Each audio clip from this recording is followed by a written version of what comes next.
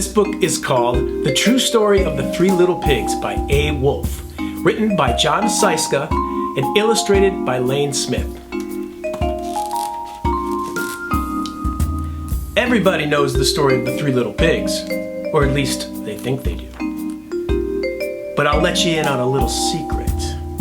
Nobody knows the real story because nobody has ever heard my side of the story.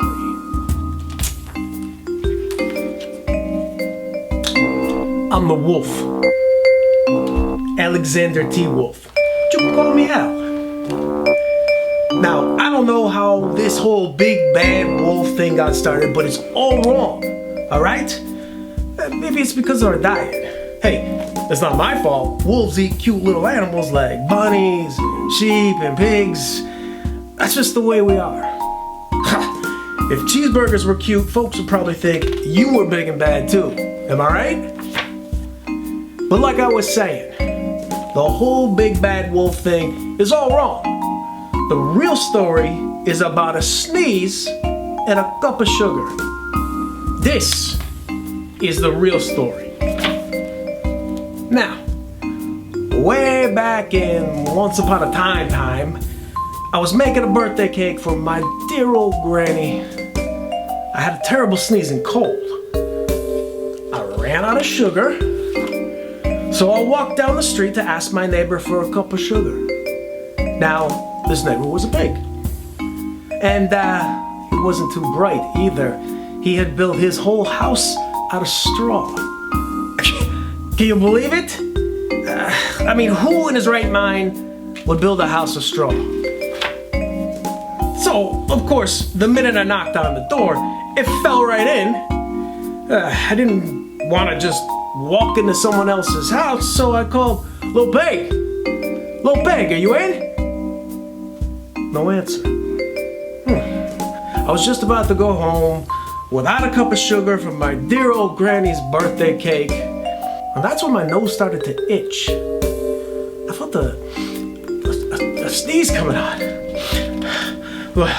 I huffed, and I snuffed, and I sneezed a great sneeze. Achoo! Oh. Whew. And you know what? That whole darn straw house fell down. And right in the middle of the pile of straw was the first little pig, dead as a doornail. He had been home the whole time. Now, it seemed like a shame to just leave a perfectly good ham dinner lying there in the straw. So I ate it up. Think of it as it's like a big cheeseburger lying there. I was feeling a little better, but I still didn't have my cup of sugar. So I went to the next neighbor's house, and this neighbor was the first little pig's brother. He was a little smarter, but not so much. He had built his house of sticks. I rang the bell on the stick house and nobody answered. So I called, "Mr. Pig! Oh, Mr. Pig, you in?" And he yelled back, "Go away, Wolf. You can't come in. I'm shaving the hairs off my chinny chin chin." I just grabbed the doorknob when I felt another sneeze coming on. I huffed. I snuffed. And I tried to cover my mouth, but I sneezed a great sneeze. Achoo! Whew! And you're not gonna believe it, but this guy's house fell down just like his brother's. And when all the dust cleared, there was the second little pig, dead as a doornail. Wolf saw him. Now, you know food will spoil if you just leave it out in the open, right? So, I did the only thing there was to do. I had dinner again. Forget about it. Think of it as a second helping. I was getting awfully full, but my cold was feeling a little better, and I still didn't have that cup of sugar from my dear old granny's birthday cake. So I went to the next house. This guy was the first and second little pig's brother. He must have been the brains of the family, you know what I'm saying? He had built his house of bricks. Hey.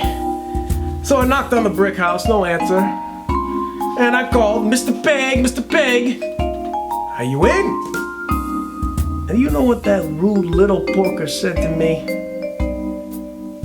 He said, Get out of here, Wolf. Don't bother me again. talk about impolite. He probably had a whole sack full of sugar, and he wouldn't even give me one little cup from my dear, sweet old granny's birthday cake. What a pig! I was just about to go home and maybe make a nice birthday card instead of a cake when I felt my cold coming on.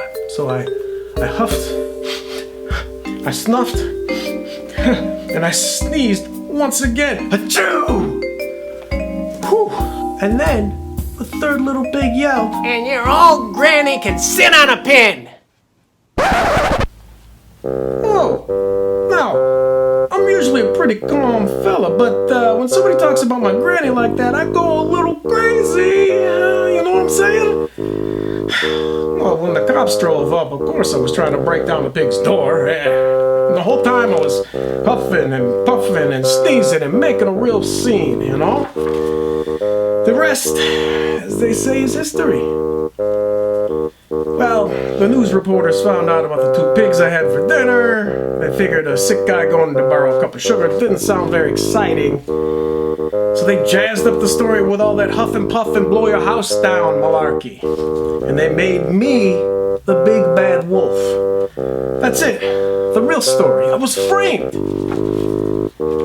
But maybe you can hold me a cup of sugar, huh?